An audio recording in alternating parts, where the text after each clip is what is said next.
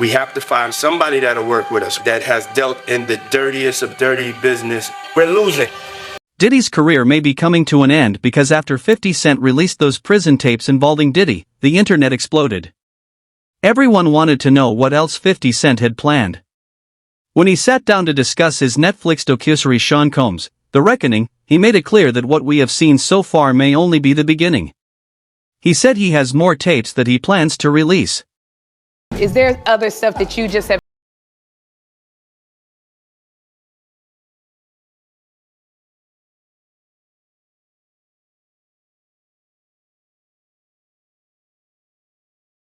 Knows previously dated someone. He has a baby by a woman that was dating Tupac. Wow. To add to it, but we had to cut it down so he could. For time. Yeah. So are you coming out? I know next year is going to be a number 2. Season 2? Or I just put it on YouTube. I just put it on YouTube. That's right. 50 Cent has hinted at releasing additional Diddy tapes on YouTube, making them available for everyone to see. One of the biggest and most damaging revelations to come out since this interview is that Diddy has allegedly been exposed for attempting to intimidate and influence a juror. Here are the details. Recording it. Well, Diddy was recording it because he thought he was about to beat the case. So he wanted to do a Netflix documentary. Didn't pay the guy, and then 50 got all 140 hours of footage of secret Diddy tactics. Well, there's a guy named Neil who was mentioned in the court, works right up under Diddy, was organizing everything. Allegedly, they are saying that he is on video, film, tampering with witnesses, giving out addresses, offering money, bribing, we'll pay for your lawyers, all kind of shit that could be counted as witness tampering, obstruction of justice. And 50 of all people has his hands on this footage. And I'm hearing that this could implicate Diddy's lawyers in some bullshit. They could be charged. This shit is getting wild.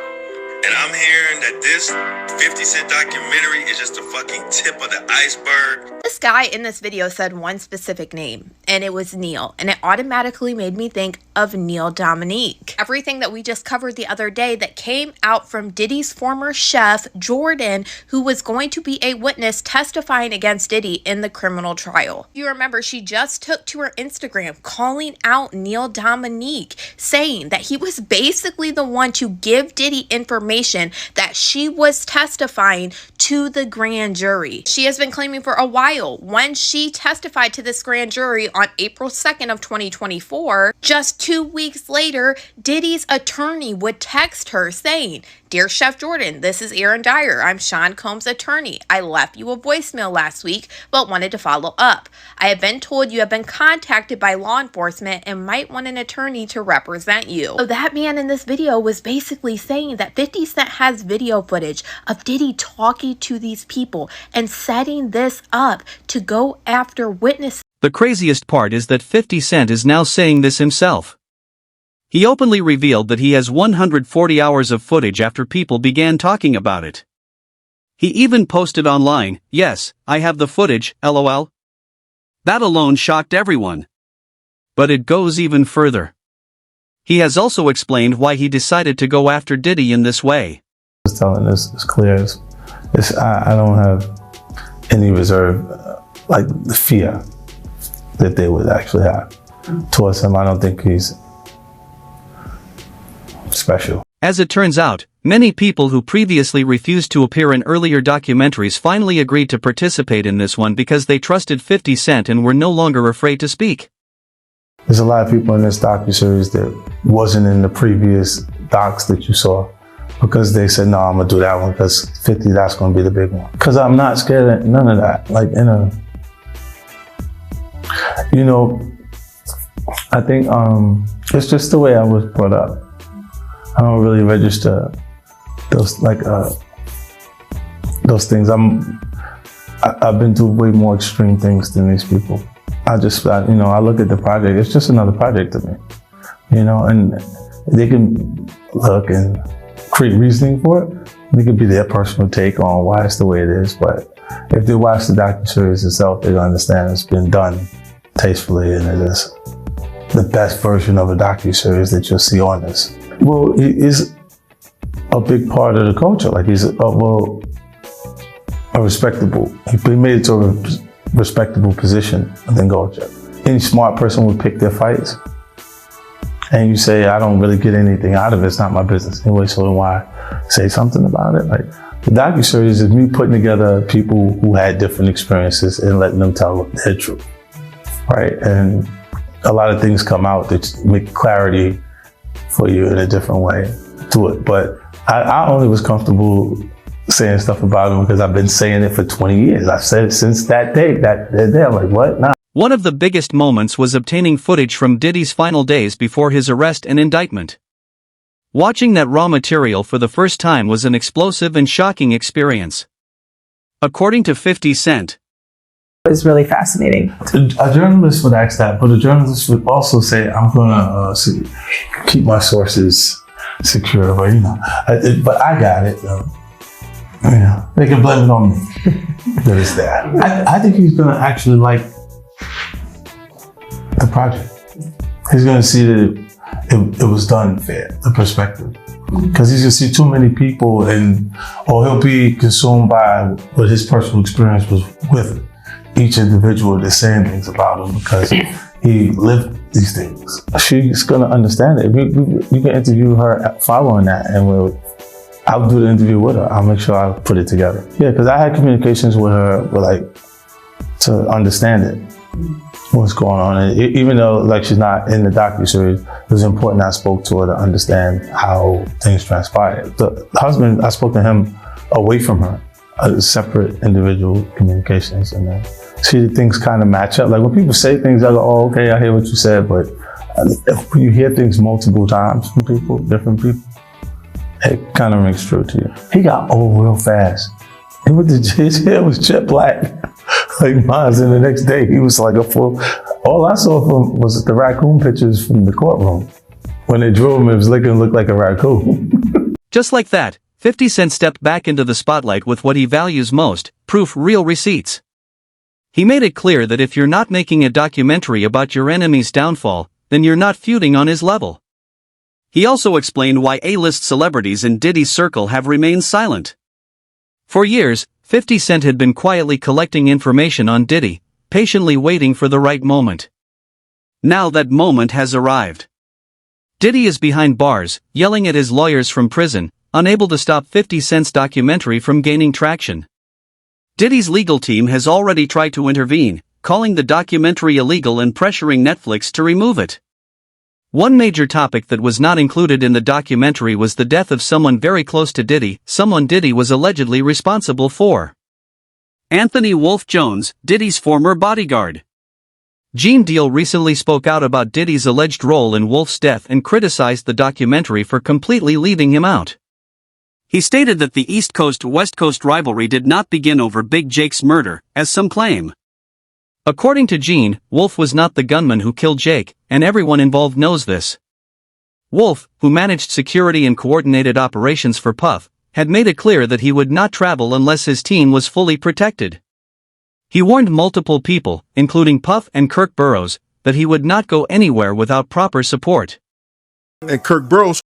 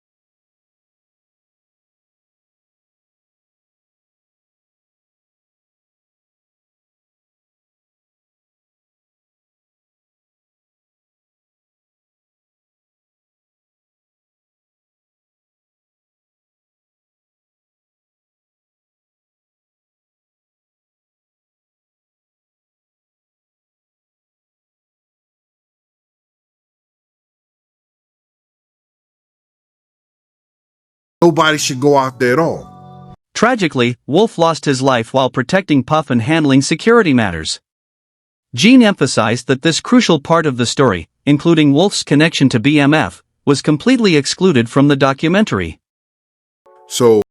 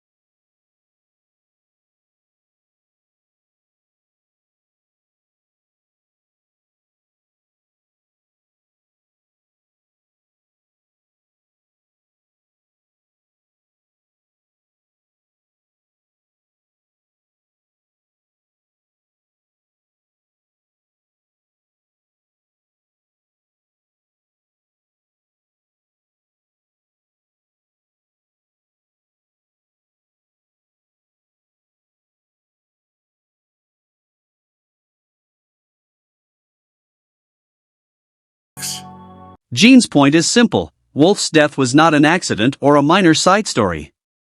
It was directly connected to industry dynamics and decisions made by those in power, and it deserved far more attention than it received. Meanwhile, Diddy and his family are allegedly preparing a massive $1 billion defamation lawsuit, which could be one of the largest in history, in response to the documentary. However, 50 Cent pointed out that filing such a lawsuit would require proving that everything stated in the documentary is false, which could open the door to even more complications. Financially, Diddy is facing serious pressure. Despite his wealth, ongoing legal battles, appeals, and attorney fees are draining his resources. Without new income, maintaining his lifestyle will become increasingly difficult, and that may ultimately be the real punishment. The biggest issue, however, is that Diddy secretly recorded private conversations with his lawyer, Mark Agnifilo, the same lawyer who had successfully defended him in court. This was a major betrayal. Lawyers rely on confidentiality and privilege to protect their clients, and secretly recording those conversations completely undermine that trust. Mark Garagos, who is my co-host on Two Angry Men, he's represented Diddy for years, and his daughter is part of the Agnifilo defense team, and he was involved in all of this. So in this past weekend's podcast, I pushed him to find out how Agnifilo really feels here, and Mark kind of skirted it some, but I think you get the sense. Diddy knew that Mark was being recorded, but Diddy didn't tell Mark. Does Mark feel betrayed by Diddy? I've not talked to Mark about it. What do you think? Would feel. What do you think? I will tell you, I'll just tell you, if it was me, I would be more than a little upset. I was more than a little upset when the client didn't know and I was being recorded. I mean, there was a while there where I was meeting clients under bridges, freeway bridges, because I was PTSD over it. So I think, as a lawyer, it is one of the most inviolate oaths that you take to protect the client confidentiality and the client privilege. So I don't know, I haven't talked to Mark, but if I were Mark, I would be out of my head. Out of my head. It's incredible. Diddy did two things here. Number one, he betrayed Mark Agnifilo, who, to your point, did so much for him. Obviously, without Mark Agnifilo, may very well be spending the rest of his life in prison. The second thing that he did is, by having a third party that's privy to the conversation, the videographer in this case standing there, there's no privilege, right? Diddy waived that entire privilege. Now, it didn't end up backfiring because it seems nobody knew about it until the end of trial, and what are you going to do at this point? But it's such a callous act by Diddy to just sell out his lawyer like that. It's so selfish. Since Diddy made this extremely reckless mistake, disturbing details about his criminal activities have continued to surface. The documentary includes footage from this period showing Diddy on the streets, stopping to take photos with people, mostly men, who approach him. In one clip, he jokes about needing hand sanitizer and a bath after all the hugs, saying, "That's what I have to do." It's like 150 hugs. You feel me? We've got to be realistic about what's going on out here. It's time to cleanse. In another clip, Diddy discusses hiring an editor to compile positive clips of Don Richard, a former member of Dekhein and Diddy Dirty Money, who has filed a civil lawsuit against him. She alleges sexual assault, battery, harsh working conditions, and inadequate pay. Despite this, Diddy wanted to present footage of her speaking positively about him. Given her reasons for speaking out, this attempt to reshape the narrative appears deeply disturbing. Officially on the stand for 20 minutes. She will continue on Monday, but before I tell you what she testified to, I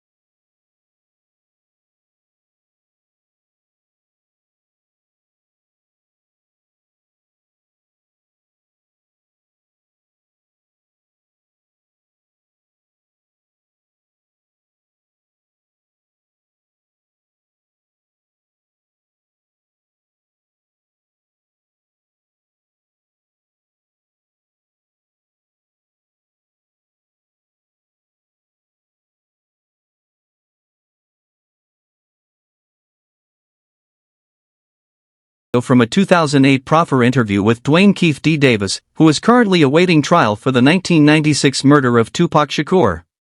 A proffer is a legal agreement that allows someone to provide information to law enforcement without it being directly used against them, though it does not grant full immunity. In the documentary, Davis claims that Diddy allegedly arranged Tupac's murder for $1 million. Yeah, and he even said that, like, in retrospect.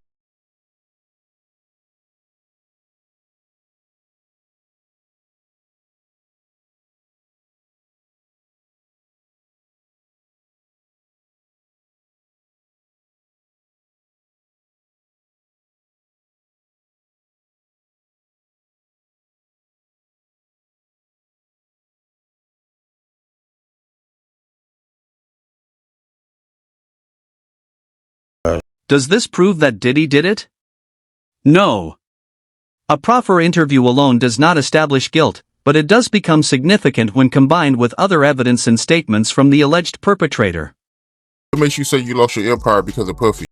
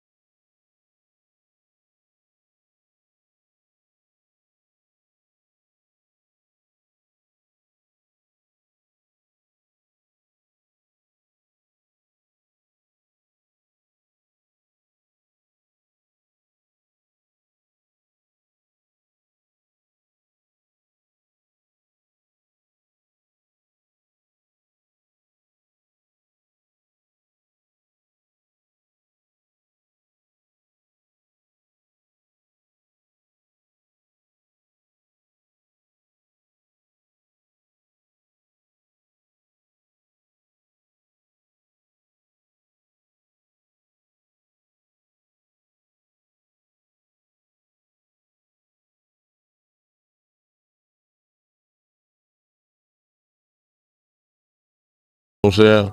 He just called me and Zip was rolling up Greenleaf one night. He called and asked, you think it's safe to come out here to do our concerts? And I just said, man, give me like 50 tickets to each concert and we'll be out there with you. We'll go with you. We went to the concert in San Diego, went to the concert in Anaheim, Irvine Meadows, and the one in Las Vegas with them. Yeah. And back then they was just a startup coming up, you know what I'm saying? They didn't really have no money like that. We were balling. We was bosses. The documentary also explores Diddy's early life, his relationship with his mother, his past romantic relationships, many of which were marked by abuse, and provides insight into his mindset as he rose through the music industry. This is a young man who grew up with street-funded privilege. After his father passed away, it's very clear that his mother kept on hustling and kept hanging around hustlers. Tim Dog has described the parties in the house: pimps, hoes, hustlers, models, basketball players. You got that kind of crowd. There's got to be a drug dealer or so there. Alcohol everywhere. There was a stage built in the living room, and they were asked to perform as kids. I mean, like, this is how he grew up. It was almost if he was designed to throw the parties that we'll later hear about. From the white parties to the parties overseas, with very, very, very, very, very interesting things happening there, all the way to the freak-offs. It's like Sean Combs was in a never-ending party his whole life. Now, from a boy being draped in chinchilla to a boy running around the streets promoting parties, interning for Andre Harrell before he got a paid position.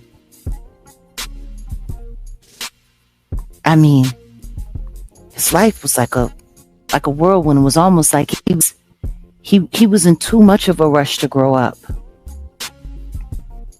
I mean, even the way Andre Harrell said he bullied his way into his home, coming up with some story about a fight between him and Janice and how he couldn't live with his mom anymore. And the next thing you know, he's living with Andre. Now I'm going to be very honest with you. In my opinion, I do not believe they were just roommates. I do not believe this was just a mentor-mentee relationship. In my opinion, from rumors that I've heard, from some things that might have been lost along the way, there was a much closer relationship between Andre and Puffy. Overall, it presents a pattern of Diddy repeatedly being involved in dangerous, legally risky, and emotionally charged situations while somehow escaping consequences. Together, these revelations paint a picture of a deeply broken and deeply evil man who willingly continued a cycle of trauma, ultimately causing harm to many innocent people.